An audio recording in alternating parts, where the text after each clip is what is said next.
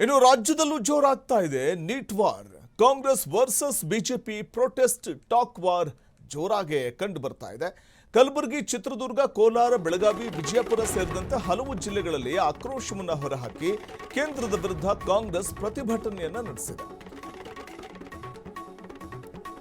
ಕಲಬುರಗಿ, ಚಿತ್ರದುರ್ಗ, ಕೋಲಾರ, ಬೆಳಗಾವಿ, ಇನ್ನು ವಿಜಯಪುರ ಸೇರಿದಂತೆ ಹಲವು ಜಿಲ್ಲೆಗಳಲ್ಲಿ ತೀವ್ರ ಆಕ್ರೋಶ ವ್ಯಕ್ತವಾಗ್ತಾ ಇದೆ. ಕೇಂದ್ರದ ವಿರುದ್ಧ ಕಾಂಗ್ರೆಸ್ ಪ್ರತಿಭಟನೆಯನ್ನ ನಡೆಸ್ತಾ ಇರುವ ಹಿನ್ನೆಲೆಯಲ್ಲಿ ಕೈ ವಿರುದ್ಧ ಬಿಜೆಪಿ ಕಾರ್ಯಕರ್ತರು ಕೂಡ ಕೆರಳಿ ಕೆಂಡವಾಗಿದ್ದಾರೆ. ಮತ್ತೊಂದು ಕಡೆ ಪ್ರತಿಭಟನಾಕಾರರಿಗೆ ಖಾಕಿ ತಡೆಯನ್ನು ಒಡ್ಡಿದ್ದು ಅಲ್ಲಿ ಹೈಡ್ರಾಮಾ ನಡೆದಂತ ಪ್ರಸಂಗ ನಡೆದಿದೆ. ಕಾಂಗ್ರೆಸ್ ಕಾರ್ಯಕರ್ತರು ಪ್ರತಿಭಟನೆಗೆ ಮುಂದಾದಾಗ ಖಾಕಿ ತಡೆ ಒಡ್ಡುತ್ತೆ. ಈ ವೇಳೆ ಪೊಲೀಸರು ಮತ್ತು ಪ್ರತಿಭಟನಾಕಾರರ ನಡುವೆ ಮಾತಿನ ಚಕಮಕಿ ನಡೆಯುತ್ತೆ. ಕಲಬುರಗಿ, ಚಿತ್ರದುರ್ಗ, ಕೋಲಾರ, ಬೆಳಗಾವಿ, ವಿಜಯಪುರ ಸೇರಿ ಹಲವು ಜಿಲ್ಲೆಗಳಲ್ಲಿ ಕಾಂಗ್ರೆಸ್ ಪ್ರತಿಭಟನೆಯನ್ನು ನಡೆಸಿದೆ. ಕೇಂದ್ರದ ವಿರುದ್ಧ, ನೀಟ್ ಪರೀಕ್ಷೆ ಅಕ್ರಮದ ವಿರುದ್ಧ ಕಾಂಗ್ರೆಸ್ ವರ್ಸಸ್ ಬಿಜೆಪಿ ಪ್ರೊಟೆಸ್ಟ್ ಮತ್ತು ಟಾಕ್ ವಾರ್ ಜೋರಾಗೆ ಸದ್ದು ಮಾಡ್ತಾ ಇರುವಂಥದ್ದು. ಒಂದು ಕಡೆ ನ್ಯಾಯಯುತವಾದಂಥ ಬೇಡಿಕೆಯನ್ನು ಇಟ್ಕೊಂಡು ಸಿಜೆಪಿ ಪ್ರತಿಭಟನೆ ನಡೆಸುವ ಮೂಲಕ ನೀಟ್ ಪರೀಕ್ಷೆ ಅಕ್ರಮವನ್ನು ಖಂಡಿಸಿ ಬೀದಿಗಿಳಿದ್ರೆ, ಮತ್ತೊಂದು ಕಡೆ ತಮ್ಮ ರಾಜಕೀಯ ಲಾಭವನ್ನು ಮಾಡಿಕೊಳ್ಳೋದಕ್ಕೆ ರಾಜಕೀಯ ಪಕ್ಷಗಳು ಬೀದಿಗಿಳಿದಿರುವಂಥದ್ದು ಸ್ಪಷ್ಟವಾಗಿ ಕಂಡು ಬರ್ತಾ ಇದೆ. ಸಿಜೆಪಿ ತನ್ನ ಮೂಲ ಸಮಸ್ಯೆ ಏನಿದೆ ಅದನ್ನು ಪರಿಹರಿಸಬೇಕು, ಶಿಕ್ಷಣ ವ್ಯವಸ್ಥೆಯಲ್ಲಿ ಪಾರದರ್ಶಕತೆಯನ್ನು ತರಬೇಕು ಅನ್ನುವಂಥ ಒಂದು ಲೆಕ್ಕಾಚಾರದಲ್ಲಿ ಒಂದು ಕಡೆ ಸಿಜೆಪಿ ಪ್ರೊಟೆಸ್ಟನ್ನು ಮಾಡ್ತಾ ಇತ್ತು. ಅದರ ಜೊತೆಗೆ ಧರ್ಮೇಂದ್ರ ಪ್ರಧಾನ್ ಅವರ ರಾಜೀನಾಮೆಯನ್ನು ಕೂಡ ಆಗ್ರಹ ಮಾಡ್ತಾ ಇದ್ದು. ಇನ್ನು ಮೃತಪಟ್ಟಂಥ ಅಭ್ಯರ್ಥಿಗಳೇನಿದ್ದಾರೆ, ಪರೀಕ್ಷೆ ಬರೆದಂಥವರು, ಅವರ ಕುಟುಂಬಕ್ಕೆ ಪರಿಹಾರವನ್ನು ನೀಡಬೇಕು, 1 ಕೋಟಿ ರೂಪಾಯಿ ಅನ್ನುವಂಥ ಒಂದು ಒತ್ತಾಯವನ್ನು ಮಾಡಲಾಗ್ತಾ 3 ಬೇಡಿಕೆಗಳನ್ನು ಇಟ್ಕೊಂಡು ಪ್ರೊಟೆಸ್ಟನ್ನು ಮಾಡ್ತಾ ಇದ್ದಾರೆ. ಮತ್ತೊಂದು ಕಡೆ ಇದರ ಭರಪೂರ ಲಾಭವನ್ನು ಪಡ್ಕೊಳ್ಳುವಂಥ ಪ್ರಯತ್ನಗಳು ರಾಜಕೀಯ ಪಕ್ಷಗಳು ಮಾಡ್ತಾ ಇವೆಯಾ ಅನ್ನುವಂಥ ಒಂದಷ್ಟು ಪ್ರಶ್ನೆಗಳು ಕೂಡ, ಅನುಮಾನಗಳು ಕೂಡ ಹುಟ್ಟು ಹಾಕ್ತಾ ಇರುವಂಥದ್ದು ಸದ್ಯದ ಬೆಳವಣಿಗೆ. ರಾಜ್ಯದಲ್ಲೂ ಕೂಡ ಬಿಜೆಪಿ ಕಾಂಗ್ರೆಸ್ ನಡುವೆ ಪರಸ್ಪರ ವಾಕ್ಸಮರ ನಡೀತಾ ಇರುವಂಥದ್ದನ್ನು ನಾವು ಕಾಣಬಹುದಾಗಿದೆ. ಕೇಂದ್ರದ ವಿರುದ್ಧ ಕಾಂಗ್ರೆಸ್ ಪ್ರತಿಭಟನೆಯನ್ನು ನಡೆಸಲಿಕ್ಕೆ ಮುಂದಾಗಿರುವಂಥದ್ದು. ಹಲವಾರು ಜಿಲ್ಲೆಗಳಲ್ಲಿ, ರಾಜ್ಯದ ಹಲವಾರು ಜಿಲ್ಲೆಗಳಲ್ಲಿ ಪ್ರೊಟೆಸ್ಟ್ಗೆ ಮುಂದಾದಂಥ ಪ್ರಸಂಗ ನಡೆದಿದೆ.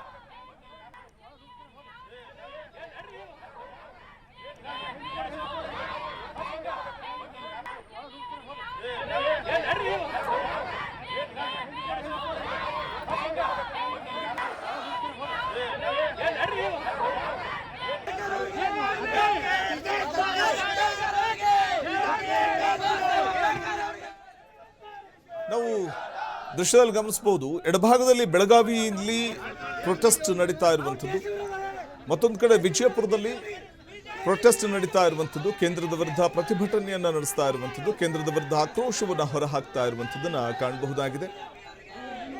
ಒಂದು ಕಡೆ ಬಿಜೆಪಿ ಪ್ರತಿಭಟನೆ ನಡೆಸ್ತಾ ಇದ್ರೆ ಬೆಳಗಾವಿಯಲ್ಲಿ, ಮತ್ತೊಂದು ಕಡೆ ವಿಜಯಪುರದಲ್ಲಿ ಕಾಂಗ್ರೆಸ್ ಪ್ರತಿಭಟನೆಯನ್ನು ನಡೆಸ್ತಾ ಇರುವಂಥದ್ದು ಕಾಣಬಹುದಾಗಿದೆ. ಇದು ಒಂದು ರೀತಿಯಲ್ಲಿ ಕಾಂಗ್ರೆಸ್ ವರ್ಸಸ್ ಬಿಜೆಪಿ ಎಂಬಂತಾಗಿರುವಂಥದ್ದು.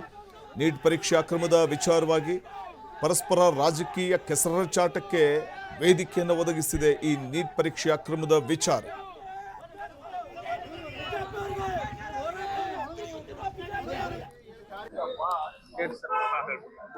ಇವತ್ತು ದೇಶದಲ್ಲಿ ಅರಾಜಕತೆಯನ್ನ ಸೃಷ್ಟಿ ಮಾಡ್ಬೇಕಂತ ಹೇಳಿ ಈ ನೀಟ್ ವಿದ್ಯಾರ್ಥಿಗಳ ಹೆಸರಲ್ಲಿ ಒಂದು ವಿದೇಶದಿಂದ, ಬಾಂಗ್ಲಾ ಮತ್ತು ಪಾಕಿಸ್ತಾನದ ಒಂದು ಕುಮ್ಮಕ್ಕಿನಿಂದ ಇವತ್ತು ದೆಹಲಿಯಲ್ಲಿ ಹೋರಾಟ ನಡೀತಾ ಇದೆ.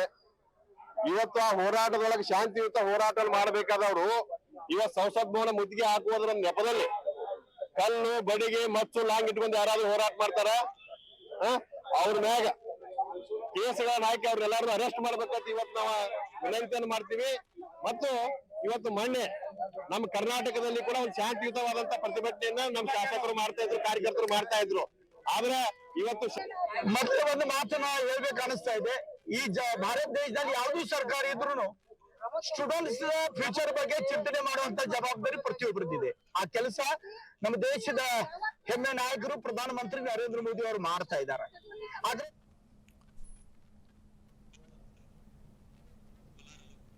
ಇನ್ನು ಕೋಲಾರದಲ್ಲೂ ಕೂಡ ಪ್ರತಿಭಟನೆ ನಡೀತಾ ಇರುವಂಥದ್ದನ್ನ ನಾವು ಕಾಣಬಹುದಾಗಿದೆ. ಕೋಲಾರದಲ್ಲಿ ವ್ಯಾಪಕ ಪ್ರತಿಭಟನೆ ನಡೀತಾ ಇದ್ದು, ಒಂದು ಕಡೆ ಕಾಂಗ್ರೆಸ್ ಕೇಂದ್ರದ ವಿರುದ್ಧ ಪ್ರತಿಭಟನೆಯನ್ನು ರಾಜ್ಯದ ಹಲವಾರು ಜಿಲ್ಲೆಗಳಲ್ಲಿ ಮಾಡ್ತಾ ಇದ್ರೆ, ಮತ್ತೊಂದು ಕಡೆ ಬಿಜೆಪಿ ಕೂಡ ಕಾಂಗ್ರೆಸ್ನ ನಡೆಯನ್ನು ಖಂಡಿಸಿ ಪ್ರತಿಭಟನೆ ನಡೆಸ್ತಾ ಇದೆ. ಅದರ ಜೊತೆಗೆ ಬೆಂಗಳೂರಿನಲ್ಲಿ ಬಿಪಿ ಹರೀಶ್ ಶಾಸಕರ ಬಿಜೆಪಿ ಶಾಸಕರ ಮೇಲೆ ನಡೆದಂಥ ಮೊಟ್ಟೆ ಎಸೆತವನ್ನು ಖಂಡಿಸಿ ಮತ್ತು ವಿನಾಕಾರಣ ಗೊಂದಲವನ್ನು ಉಂಟು ಮಾಡುವಂಥದ್ದು, ದೇಶದ ಭದ್ರತೆಗೆ ಅಪಾಯವನ್ನು ತಂದೊಡ್ಡುವಂತಹ ಒಂದು ಕೆಲಸಕ್ಕೆ ಕೈ ಹಾಕಿವೆ ವಿಪಕ್ಷಗಳು ಅನ್ನುವಂಥ ಆಕ್ರೋಶವನ್ನು ಬಿಜೆಪಿ ವ್ಯಕ್ತಪಡಿಸಿ ಕಾಂಗ್ರೆಸ್ ವಿರುದ್ಧ, ವಿಪಕ್ಷಗಳ ವಿರುದ್ಧ ತೀವ್ರ ಆಕ್ರೋಶವನ್ನು ಹೊರಹಾಕ್ತಾ ಇರುವಂಥದ್ದು ಬಿಜೆಪಿ ಗಮನಿಸಬಹುದಾಗಿದೆ.